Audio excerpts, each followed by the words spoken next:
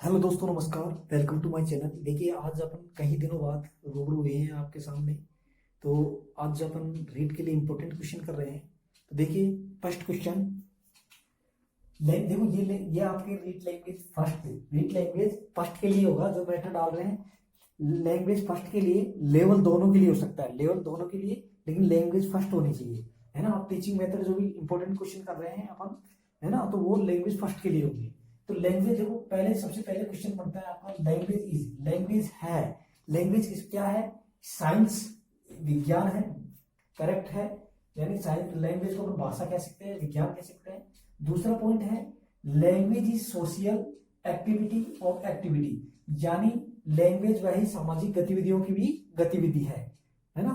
तो ये अपने डबल कर दिया, सोशल एक्टिविटी है ना, इसको काट देना, एक्टिविटी है यानी सोशल एक्टिविटी है लैंग्वेज। तीसरा पॉइंट देखो, ये लैंग्वेज एक्सप्रेशन यानी व्यक्त करवाती है, एंड कम्युनिकेशन और बातचीत करवाती है। तो देखो, आपको सबसे पहले ये ध्यान रखनी होगी कि लैंग्वेज आपका डायरेक्ट क्वेश्चन बन के आता है कि लैंग्वेज है साइंस, फिर एक दे देगा क्या नाम है, social activity, expression and communication, और फोर्थ दे दिया नन, यानी फोर्थ दे दिया या डॉक्टर, या फिर एंटर्ड दे दिया, कुछ भी दे दिया तो उसमें जो फोर्थ नंबर का हो जाएगा। तो अपन ये पॉइंट याद रखने हैं कि लैंग्वेज क्या है, साइंस है, ये सोशल एक्टिविटी है, एक्सप्रेशन एंड कम्युनिकेशन है, एंड लैंग्वेज इवोलेंट्री इन नेचर। ये क्या है? इवोलेंट्री है, यानी लैंग्वेज हमेशा क्या कहलाएगी? इवोलेंट्री है, यानी गतिशील, है ना, इवोलेंट्री होगी। इन नेचर, किसमें? इन नेचर में। नेक्स्ट पॉइंट देखो, लैंग्वेज को देखो क्या किया जाता है, एडोप्ट नहीं किया जाता है। लैंग्वेज को क्या किया जाता है? लर्न किया जाता है। तो ध्यान रखो, लैंग्वेज को यहां आगे दे देगा, language is study, language is learn, तो क्या आएगा आंसर? लर्न, यानी लैंग्वेज को हमेशा सीखी जाती है। तो लर्न हो गया। इसके बाद में देखो next point, language is a complex food, यानी लैंग्वेज इजी नहीं है, मिक्सर नहीं है। लैंग्वेज क्या है? कॉम्प्लेक्स है, क्या है? जटिल है, यानी ये पॉइंट का आपका सही माना जाएगा। इसके बाद में देखो, language based on the culture, language किस पे आधारित है? कल्चर पर आधारित है, यानी संस्कृति पर आधारित है।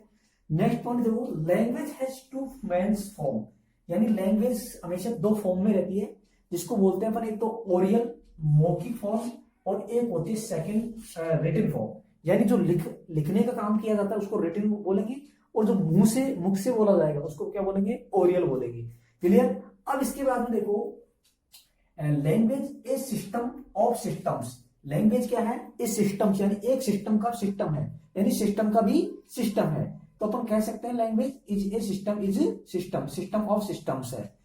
आगे देखो, language is a purposeful activity, language हमेशा इसका काम किया जाता है पर्पजफुल एक्टिविटियों में किया जाता है, यानी उद्देश्यपूर्ण गतिविधियों में लैंग्वेज का प्रयोग किया जाता है।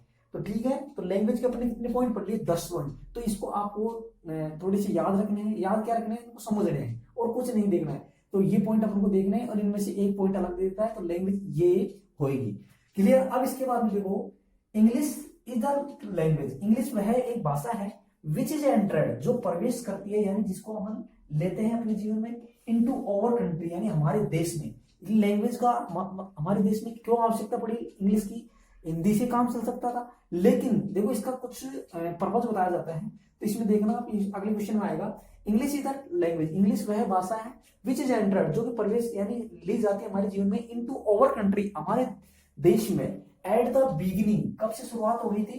बिगिनिंग ऑफ 70 सेंचुरी, यानी आज से 300 साल पहले, यानी आज से 300 साल पहले 17th सेंचुरी में इंग्लिश का वर्ड यूज किया जाने लग गया था। कहां पे? इंडिया में। तो ये याद रख लेना, इंडिया में कब से इंग्लिश को सीखा जा रहा है? 17th सेंचुरी से। क्लियर।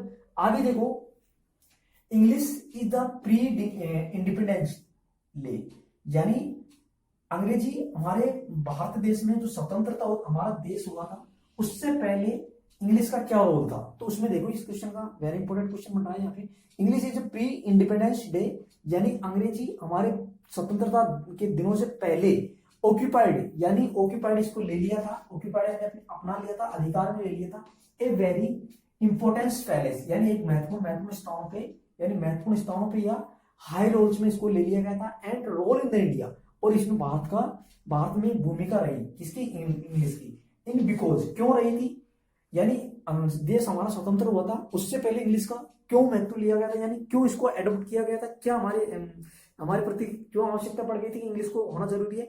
तो जब हमारे यहाँ अंग्रेज आए थे, अंग्रेजों ने क्या किया, इंग्लिश का आइडेंटिफाई करके यहाँ जो इंडस्ट्री उद्योगी वगैरह प्रारंभ किए थे, बिगिनिंग किए थे, तो उनसे हमको इंग्लिश का बहुत सीखने को मिलता है। इससे इंडिया में क्या होता है, इसका रोल होता है। तो इसके कारण देखो, बिकॉज क्योंकि it was the compulsory subject. सबसे पहले तो देखो इंग्लिश क्या था, एक कंपल्सरी सब्जेक्ट था। क्या था, एक अनिवार्य सब्जेक्ट था, है ना। इंग्लिश को क्या बोला जाएगा, एक कंपल्सरी सब्जेक्ट यानी अनिवार्य सब्जेक्ट था। इसके बाद में देखो, it was the medium in instructions in schools.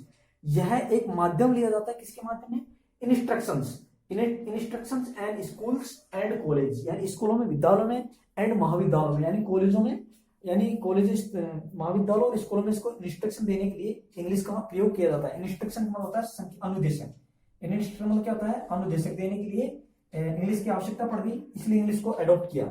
Next point देखो, the medium of instructions and teaching, यानी जो वर्तमान में किसी को फॉरेन जाना पड़ता है, यानी विदेश जाना पड़ता है, तो वहां पर भी अपन को इंग्लिश सीखने के लिए, इंस्ट्रक्शन देने के लिए इसका माध्यम बन जाता है। तो इसलिए it is necessary for human beings of English subject, है ना। इसके बाद में देखो, it was the official language. ये वेरी इंपॉर्टेंट फैक्ट है, इसमें देखिए ध्यान से। It was the official language, ये क्या है, एक प्रकार का ऑफिशियल लैंग्वेज है ऑफ द एडमिनिस्ट्रेशन, जिसको लिया जाता है प्रशासन के रूप में, एंड कोर्ट। अब देखो यहाँ पे आगे कोर्ट है, क्या है, कोर्ट, COURT, यानी कोर्टों में, है ना। और यह एडमिनिस्ट्रेशन प्रशासक के रूप में इसको लिया जाता है ऑफिशियल लैंग्वेज। तो ये अपनी इंग्लिश है, क्या है, ऑफिशियल लैंग्वेज है। हिंदी क्या है, मीडियम है, मातृभाषा है, मदर टंग है। तो मदर टंग किसे बोलेंगे, हिंदी को, एंड इंग्लिश लैंग्वेज को क्या बोलेंगे, ऑफिशियल लैंग्वेज। तो thank you, like and share please my video. इसी प्रकार मिलते रहेंगे। जय हिंद।